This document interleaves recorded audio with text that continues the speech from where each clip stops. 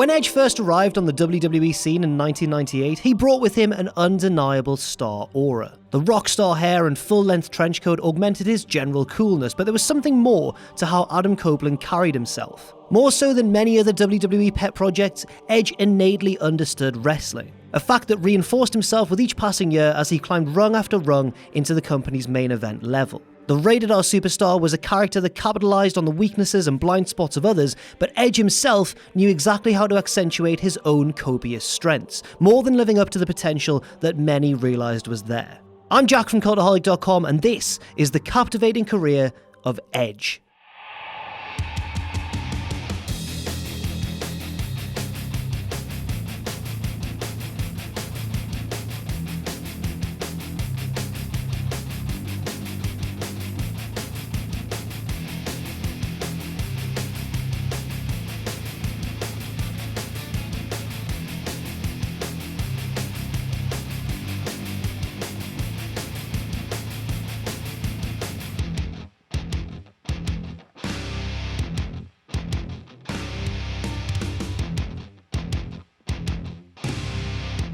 In his teenage years, the Ontario native attended WrestleMania 6 at Toronto's Skydome and credits the famed Hulk Hogan Ultimate Warrior title for title clash for inspiring him to become a wrestler. The following year, Copeland won an essay contest in which the prize was free wrestling training with legendary wrestler Sweet Daddy Siki and veteran Ron Hutchinson. He made his debut in the summer of '92, taking part in a battle royal. Earlier in his career through the Ontario and Michigan independent scene, Copeland worked as Adam Impact, but by '95 had switched to the curious name of Sexton Hardcastle. Together with Joey Legend, or the future Just Joe of short-lived WWE late Attitude Era fame, the two formed the duo of Sex and Violence. What a bloody name. 1 year later, Mr. Hardcastle received a few bites at the apple of the big time. In early '96, he wrestled a couple of matches as enhancement talent for WCW weekend programming, losing to both Kevin Sullivan and Meng, while working under the name Damon Stryker. How very indie.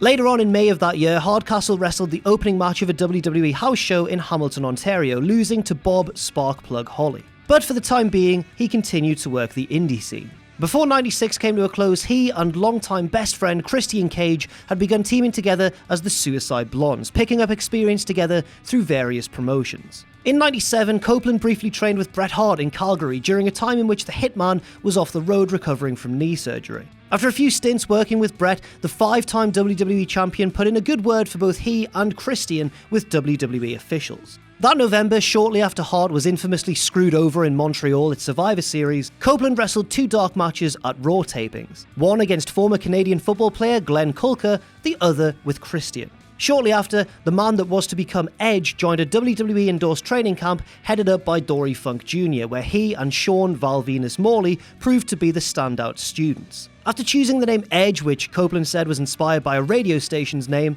the new star was depicted in vignettes as a malevolent and mentally fraught street urchin, and was shown to be a voiceless loner.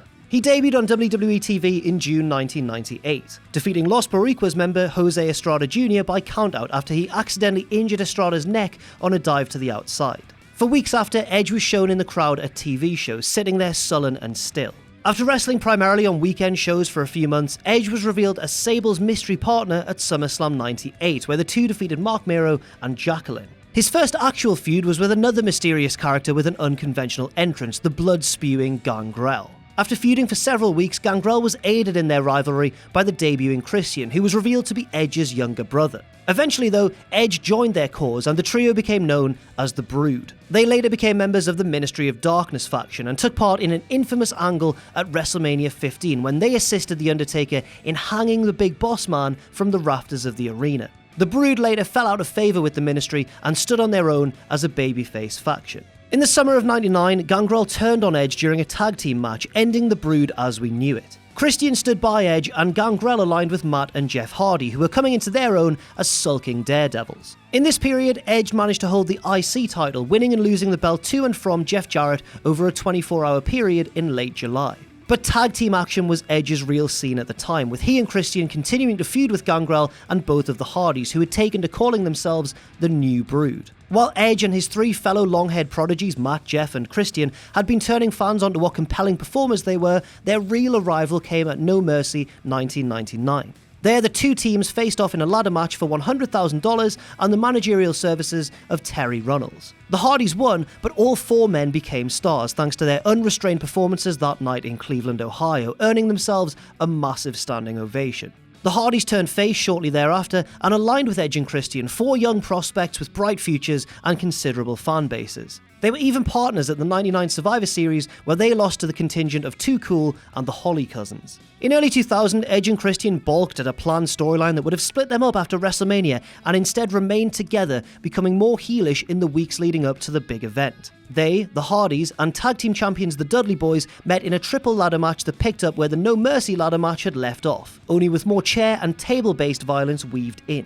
After sending Matt Hardy spiraling through a table from high above, Edge and Christian began their first reign as World Tag Team Champions, while the six men would become forever associated with one another as a result of this match, and also its heralded sequels. This new heel run for Edge and Christian led to them adopting many humorous quirks, including a pre-match spiel where they would insult the crowd, as well as a 5-second pose for the benefit, of course, of those with flash photography. They would even combine the two, making the pose something that would poke fun at whatever city they were in. The two continued to reek of awesomeness when they were joined by Kurt Angle, and the trio's over-the-top comedy made it pretty hard to boo them despite being heels. They were just so lovably dorky. Edge and Christian's irreverence fleshed itself out further in sketches with Commissioner Mick Foley, the two sides playing off of each other with genuine aplomb. At SummerSlam 2000, WWE improved upon WrestleMania's triple ladder match by sticking the same three teams into the first ever tables, ladders and chairs match. A wildcard wreck of a showcase in which Edge and Christian retained the titles. They drop them 1 month later in a steel cage match to the Hardys at Unforgiven and blow their rematch one night later on Raw in yet another ladder match. To circumvent their ability to get another rematch, Edge and Christian brought in two conquistadors, two masked wrestlers, to challenge the Hardys, leading to a head-spinning dual title switch in October 2000 that ended with the Hardys holding the belts. And you'll never guess what, but the conquistadors were Edge and Christian all along. I bet you never saw that one coming. Edge and Christian remained a part of the tag team title scene and ended 2001 with the belts, before dropping them to the Dudley Boys at the Royal Rumble. They'd walk out of WrestleMania X7 in yet another TLC match with the same opposition, with respective allies Rhino, Spike Dudley and Lita all getting physically involved. That was an incredible match, but after losing the gold to Undertaker and Kane, Edge and Christian seemed to be set adrift and needed freshening up. A subtle turn to the babyface side of things was in the offing, and Edge won the 2001 King of the Ring, defeating previous year's winner Kurt Angle in the final match. It was in the aftermath that some minuscule friction between he and an envious Christian began to manifest. During the war between WWE and the WCW-ECW alliance, Edge defeated Lance Storm at the 2001 SummerSlam to become IC champion once again, despite Christian's interference nearly backfiring, or, depending on your point of view, almost succeeding in screwing his tag partner. And weeks later, Christian did turn on his brother, his jealousy having boiled over. Edge dropped the IC belt to Christian at Unforgiven, but won it back in a ladder match at No Mercy the following month. He held off Christian once more in a cage match at Rebellion in Manchester, utilising one of the cleverest finishes ever when he left Christian hanging from the cage by his tied-together shoelaces. Edge's singles push continued in earnest as he defeated Alliance defector Test at Survivor Series to unify the IC and the United States titles. A feud with William Regal ended up with Edge dropping the gold to Sir William, but he had bigger fish to fry, chiefly fighting Booker T at WrestleMania 18 over a Japanese shampoo commercial. Edge won the match in his virtual native Toronto and moved on to a scintillating series of matches with Kurt Angle. Edge's old friend won their first battle at Backlash 2002, but Edge won the right to shave his opponent's head after a thriller at Judgment Day. On SmackDown the following week, Edge won once more, polishing Angle off in a steel cage match. After the roster settled into their places following the sometimes confusing brand split, Edge found himself on SmackDown, where he and Hulk Hogan briefly reigned as tag team champions. Edge later augmented his portfolio with tremendous matches against his fellow members of the vaunted SmackDown 6. He, Angle, Rey Mysterio, Chris Benoit, and both Los Guerreros members thrilled audiences at pay-per-views and on Thursdays with incredible bouts, like for example his no DQ match with Eddie Guerrero and the tag team title tournament final at No Mercy, pitting himself and Mysterio against Angle and Benoit in what could well be the best tag match in WWE history. However, sadly, in early 2003, Edge's career was put on hold due to a spinal injury which required surgery that sidelined him for over a year. Edge returned in the spring of 2004, although his comeback was on the Raw brand following a special shakeup. Sporting a more aggressive demeanour, Edge took down Kane in his comeback and quickly won tag team gold alongside Chris Benoit. At Vengeance that July, Edge won a well-regarded 27-minute match over Randy Orton to become IC champion again. In the weeks after, however, fans began to cool on Edge and he began creeping his way over to the heel side where battles with Chris Jericho, Benoit and Shawn Michaels would follow. He even managed to defeat the Heartbreak Kid at the 2005 Royal Rumble before going on to last an eternity in the 30-man match later that night. He didn't win, however. That was Batista and Cena, and then just Batista on his own, because that was that Royal Rumble where everything weird happened. Not long following the Rumble, Edge's name came up in a scandal as stories emerged that he had had a real-life affair with Lita, which caused many fans to openly boo both performers every chance they got. Perhaps spurred on in part by this new notoriety, Edge won the first ever Money in the Bank ladder match at WrestleMania 21 under a torrent of boos. Lita soon joined his side in storyline, capitalizing on the tabloid caliber story. Lita's ex-boyfriend Matt Hardy was brought back that summer, having been released for a time that spring, and he and Edge engaged in a highly physical rivalry in matches at SummerSlam and Unforgiven before Edge sent Matt packing from Raw in a ladder match at Raw Homecoming that October. Just as Edge was feuding with Ric Flair, he diverted from that path and famously cashed in his long-toted briefcase at the 2006 New Year's Revolution. In what may be the greatest cash-in ever, depending on how you feel maybe about Seth Rollins at WrestleMania 31, Edge brutalized a blood-soaked John Cena in mere minutes to win his first world title. However, the reign lasted only 3 weeks, but a consolation prize awaited, a feud with Mick Foley that led to an excellent and bloody brawl at WrestleMania 22, in which barbed wire and fire were called into action. Yes, even without the gold, Edge was proving to be a main event level villain. Foley soon turned heel and joined Edge's cause, and the two did their best to rain on ECW's parade when the company was revived as a brand. He took down WWE champion Rob Van Dam on an episode of Raw that summer to capture the belt back before turning his attention back to John Cena.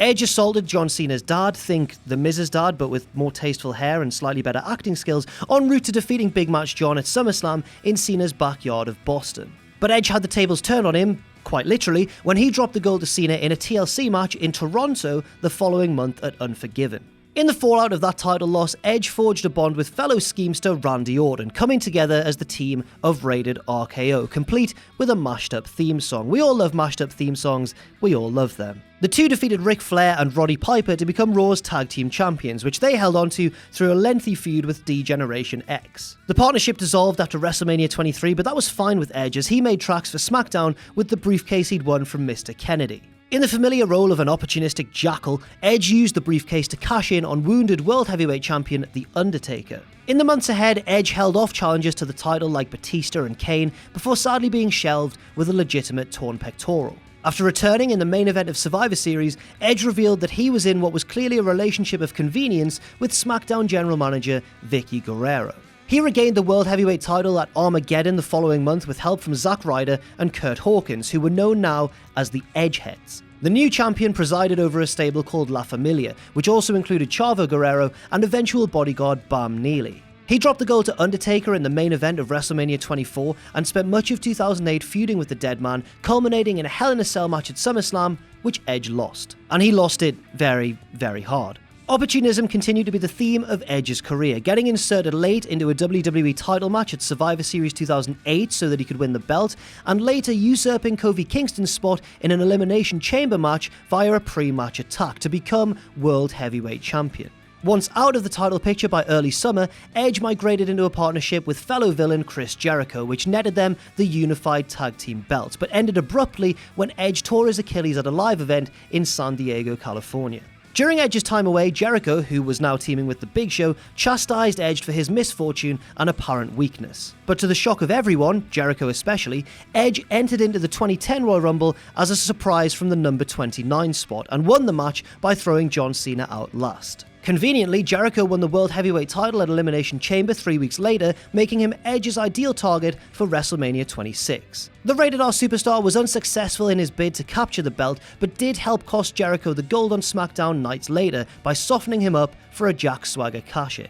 Edge went on to defeat Jericho in a cage match at Extreme Rules, but turned heel again shortly thereafter. He spent his summer failing in world title opportunities while helping to battle the insurgency that was Wade Barrett's Nexus stable. Edge then set his sights on World Heavyweight Champion Kane, and resorted to holding Paul Bearer hostage at one stage in order to secure title matches. He eventually regained the belt at TLC in a 4-way ladder match that also included Rey Mysterio and Alberto Del Rio.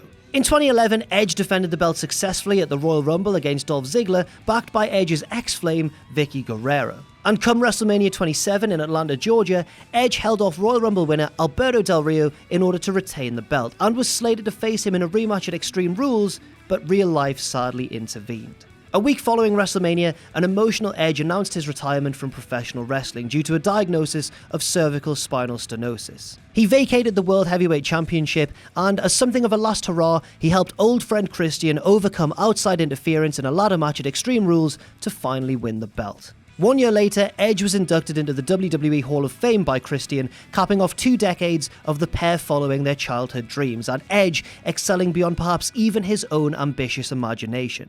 Adam Copeland lived the life that every die-hard wrestling fan dreams of, ascending to the top of the business, an emphatic personal touch evident in everything he did. He may have retired earlier than he'd hoped to, but even so, Edge remains the embodiment of the wrestling fan's dream fully realised. Thanks very much for watching, and let us know what you think in the comments section down below. You can follow Cultaholic on Twitter at Cultaholic and on Facebook at facebook.com/Cultaholic. If you enjoy what we do, then please do check out our Patreon, patreon.com/Cultaholic, where you can pledge. And don't forget, of course, most importantly of all, to hit subscribe and to join us.